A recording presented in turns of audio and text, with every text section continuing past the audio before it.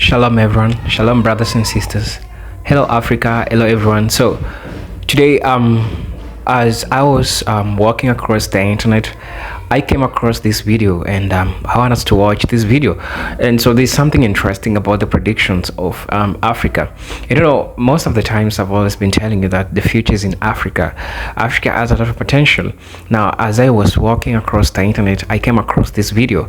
It is about Geopologist who made a great predictions about Africa, and the insights that he also gives about these African countries, it's so mind-blowing, and the shift is going to Africa.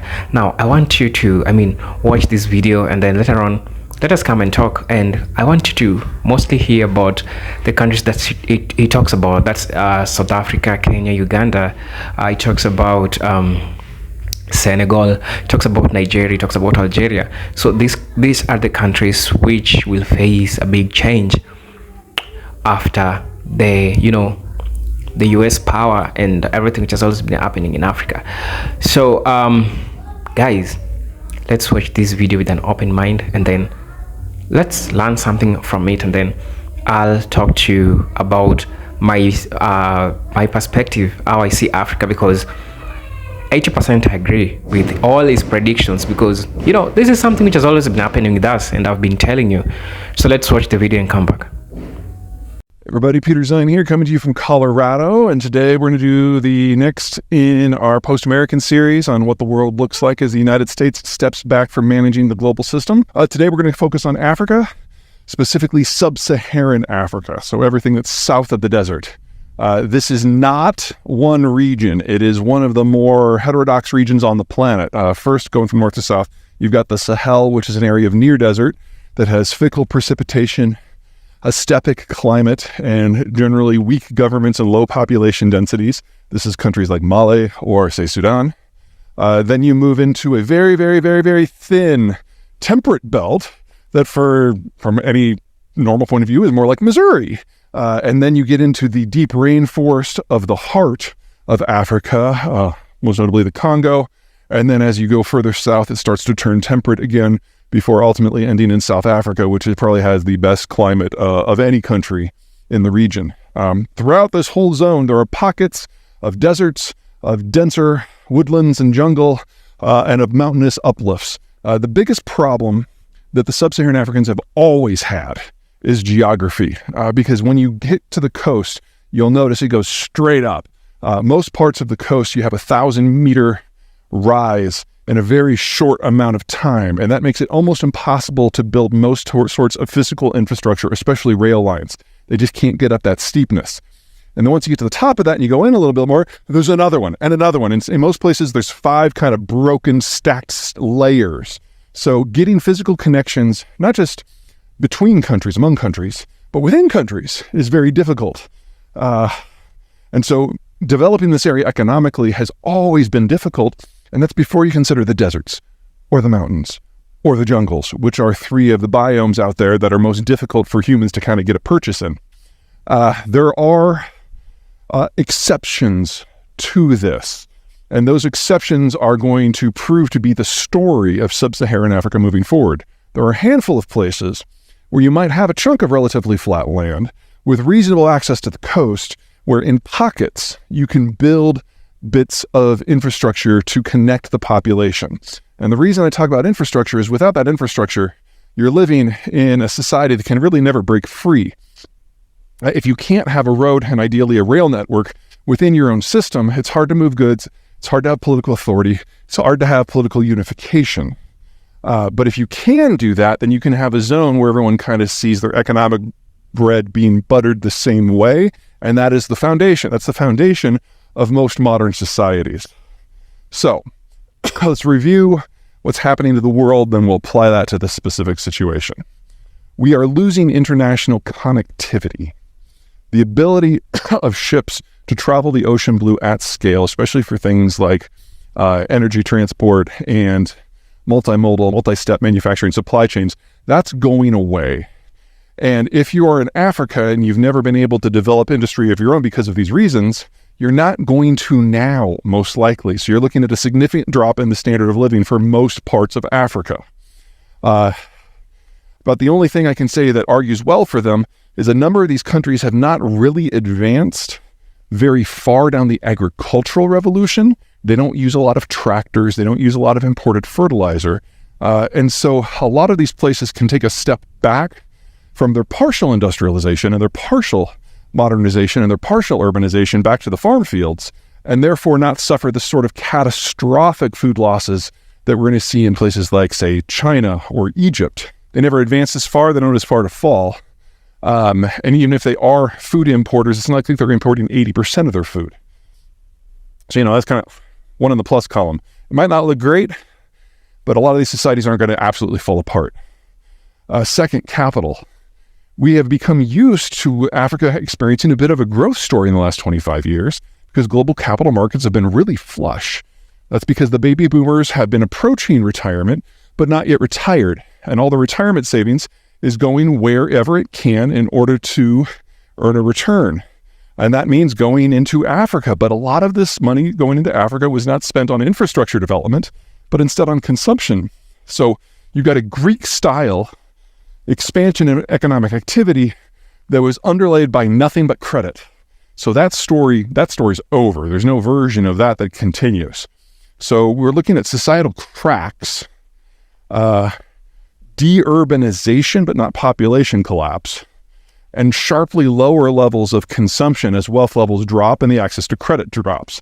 That's the overall environment for the continent, sub-Saharan Africa, part of the continent, and that's not great. But now let's talk about those exceptions, the places where, capital might still be applied because there's a greater bang for the buck. Why run a rail line up a cliff when you have a flat zone next to it? Now, those spots are limited. You've got Senegal, Nigeria, to a lesser degree, Angola, South Africa, and the Kenya-Uganda corridor. So let's run through those real quick.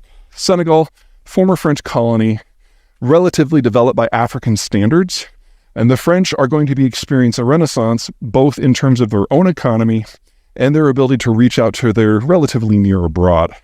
And that means that Senegal is likely to experience a sort of a neo-colonial fusion.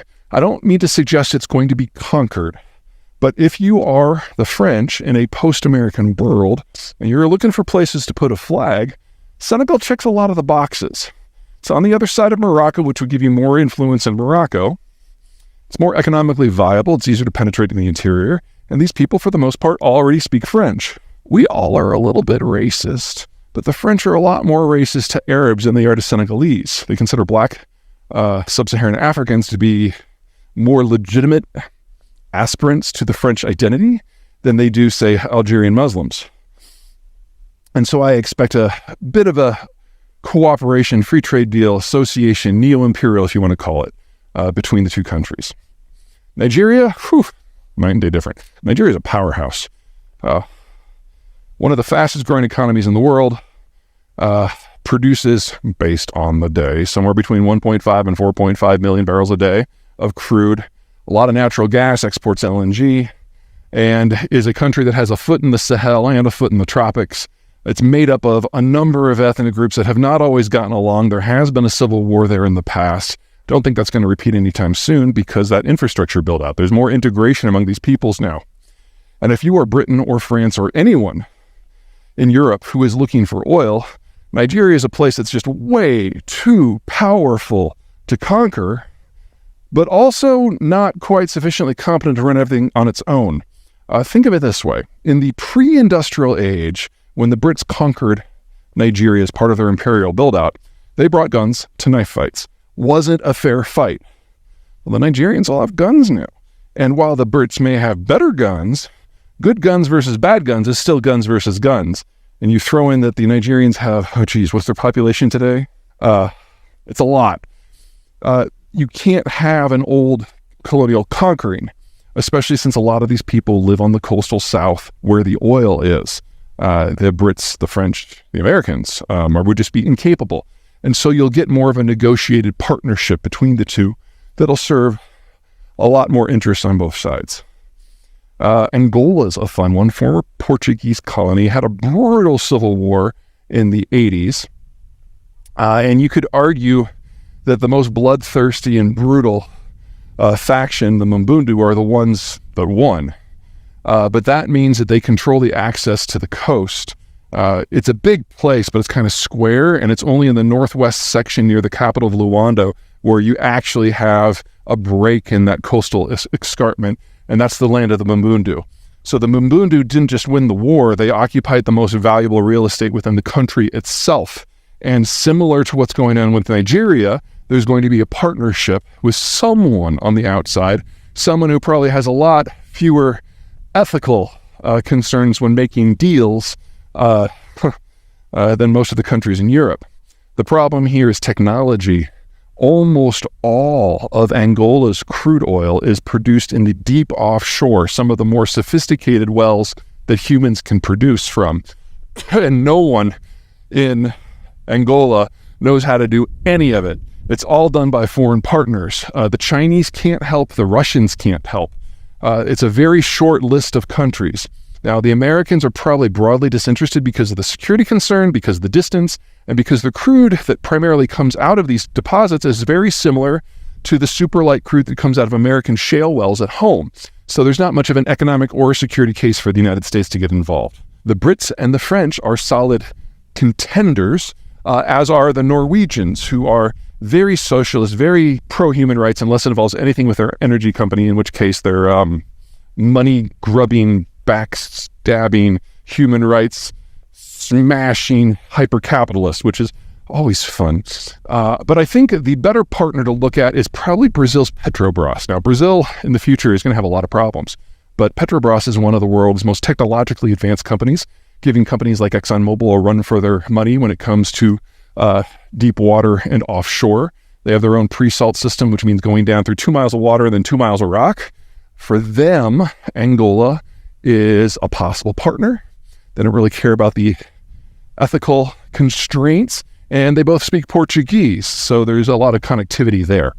Okay, let's see what's next. South Africa. Between a little bit of highland and being so far from the equator, you're talking about a primarily temperate climate here. And that means even in the worst case scenario, South Africa will continue to be an agricultural superpower in a world that doesn't have enough food. Then they also have the minerals. You got the kimberlite deposits in the Bushveld area, which provide pretty much a little bit, if not a lot, of everything that the United States needs material-wise for the green tech expansion, for technology in general, and for anything involving electricity. No matter how the world evolves in the years to come, the relative stability of South Africa versus all of the other producers is just huge. And you're going to see South Africa just making money hand over fist. The problems that the South Africans will always have, however, are internal. One of the deals that was cut between the oppressed blacks and the ruling whites at the end of apartheid is we're now politically equal. We all have votes. We can all have property. But the whites didn't want to give up the assets that they had built during apartheid. So the deal was the whites can keep everything that they have at this moment, but the blacks, no matter who they are, no matter what part of the country they're in, they get free housing forever. So you've got roughly 2/3 of the population of the country that lives in these things called townships, which are fenced-in enclaves that don't have plumbing. And if you ever are driving through even some of the rich parts of South Africa, you'll come across these checkerboard sections of the grid, the city grid, where they're walled in by porta potties because that's the only way that they could provide sewage. And as a result, you've got a 50% unemployment rate in the country. So this is going to break. This is not sustainable politically or economically. And what it looks like, it's going to shape the future of the country from now on. But they've got the minerals and they've got the agricultural production. So even in a severe mismanagement scenario where you may go down the route of Argentina or Zimbabwe, this is still going to be a massive producing zone. And then finally, you've got Kenya, Uganda. Pair of countries that are on a transport corridor where you have a break in those cliffs. These are areas with relatively dense population structures and an educational level that is easily the highest on the African continent. I would say that it is above South Africa, but remember, South Africa has this huge split between the whites and the non-whites. So Kenyans and Ugandans are not as skilled as the whites, but they're much more skilled than anyone else in South Africa. And that makes this the only part of Africa that can kind of go through at least a few of the steps of industrialization and getting into manufacturing. Remember that we're looking at a breakdown of a lot of the world, with the Chinese system probably being at the top of the list. So all that industrial capacity is either going to be lost or rebuilt somewhere else. And while I think a lot of it's going to be coming back to North America and a smaller chunk to, say, Argentina, and bits here and there for Europe, in Africa, Kenya and Uganda is the most likely place where they will be forced to build their own stuff. So if you're looking for a development play, as opposed to a resource play in Africa, Kenya and Uganda are where it's going to be.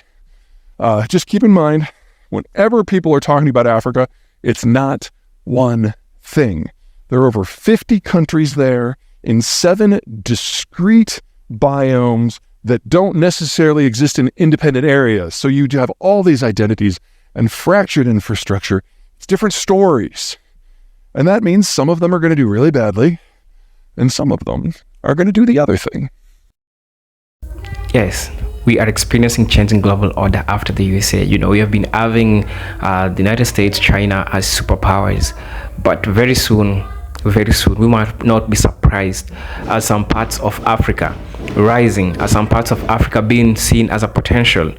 And this explains why you need to rush to come to Africa to invest as early as possible, So I'm here to make some comments about the video that the brother talked about. And as I listened to the video, I kind of made some notes about it. And, Africa is being faced by a lot of challenges, yes, of course. But we have countries in Africa which can also surpass these challenges. I'm talking about problems to do with geography, problems to do with climate, poverty. We have corruption, we have conflict. I also believe that in as much as Africa corruption is our problem, we still have a vision for growing, a vision for going past this corruption thing which is happening in Africa. And I'll say that the brother identifies with this country. He identifies that some African countries will be more resilient than others in the post-American world. And he talks about Nigeria, he talks about Angola, he talks about Uganda, he talks about South Africa, Kenya. And I like his comments about these two countries, especially South Africa and my country, Kenya. So I'm gonna just put a recap on what he talked about my country. Let's start with South Africa, Kenya. And South Africa generally has internal problems. We have been having issues after issues. Massive corruption which is going on in South Africa. There is just that embezzlement of resources which is happening in South Africa. But he says that if we Africans, or if South Africans, can go and find a solution for this, it is easier for South African to face development and to rise, because it has always been seen as one of the most rising countries in Africa after having the challenges. Talk about the apartheid and everything. And he also makes a comment on some issues dealing with the groups of whites. The whites don't want to lose everything that they have, and this implies that if they have the natives to hold on to these properties, it might signify a development for Africans. I'll also talk about yes, of course, in South Africa there is still severe mismanagement. And I think I also talked about a video where most of South African resources is not even retained in South Africa. It's been taken by some people out there who mishandle resources of South Africa. Now I'm also going to make some comments about Kenya that the brother also talked about. Kenya and Uganda, we have skilled people, so skilled people. Yes, we have so skilled people, and we are being compared with South Africa, and especially now that South Africa is predominantly an educational country, an educational institution where it had already laid an infrastructural foundation for education. But we're seeing Kenya and Uganda rising as one of the most skilled, as one of the most educated population which is coming from Africa. So with that, it is a prediction that in future we are going to have skilled people, we are going to have enormous discoveries which are happening in Kenya. We're going to have a lot of things which are going to work on the positive part of Kenya. And now such kind of places, I'm talking about Nigeria, I'm talking about South Africa, I'm talking about Senegal, I'm talking about Nigeria, I'm talking about Uganda. These places need investors. These places need people with resources who can come and pull these resources together. And I like the comment that he makes about the retirement people coming from the United States. And now this might affect you if you're an African American watching this video. Now, an African American who is coming, or any retiree who is coming from the United States coming back to Africa, in the past they had this mentality: they are only coming to consume, they're not coming to invest, they're coming to buy land, rest and consume, but not investing. But it is seen that most retirees who are coming to Africa today, especially in these countries like Kenya, Tanzania, Uganda, they are more specifically trying to invest as much as possible, and this shows that there is a future hope for development of Africa. And as I've always been telling you, I'll say this: Africa is a continent with immense potential, with the fastest growing economy in the world, a young and dynamic population, and with abundant natural resources. Yes, Africa is a fast growing, continent with 54 countries. So we have different countries in Africa, true. And so, as the way just the brother said, that we can't just say Africa, because not all countries in Africa are going on the same pace, and different countries have their own challenges. So alluding to the countries that he has talked about, these are fast growing countries, which has a fast growing economy. So if you're a person who is looking to invest in Nigeria, if you're a person who is looking to invest in Kenya, if you're a person who is looking to invest in Uganda, if you're a person looking to invest in South Africa, if you're a person looking to invest in Senegal, I believe that this is your time to make your mark, to come to Africa. We also have abundant natural resources. However, we are still facing problems like severe mismanagement, corruption, which is still happening in our countries. But when we have the right management, when we have the right investors who can control these resources, we can find a greater place of growing, we as Africans. I'm also going to make a point about Africa. Africa is becoming more connected and integrated, both with itself and the rest of the world.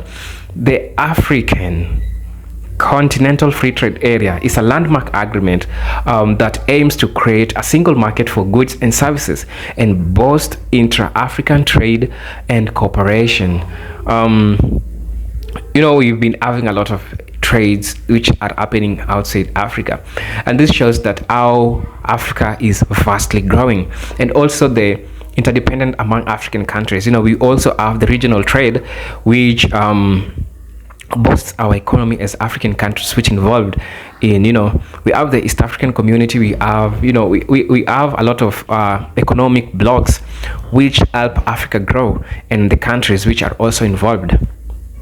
I'm going to talk about the US government also supports investors through the Prosper African Initiative, which provides market insights, deals, supports, and solutions for strengthening business climates in African countries. I'm glad to hear continents like the United States of America are working hand in hand to ensure that Africa is developing. And that explains why we are having a lot of retirees from the United States coming back to Africa. And it is this smooth transition makes it easier for fellow Africans and people in the United States, and our brothers African Americans or Black Americans who are coming back to Africa. With that, tell me what you think in the comment section. Tell me what you think about the brothers' insight about the development of Africa. Until then, peace, love and harmony. Salute.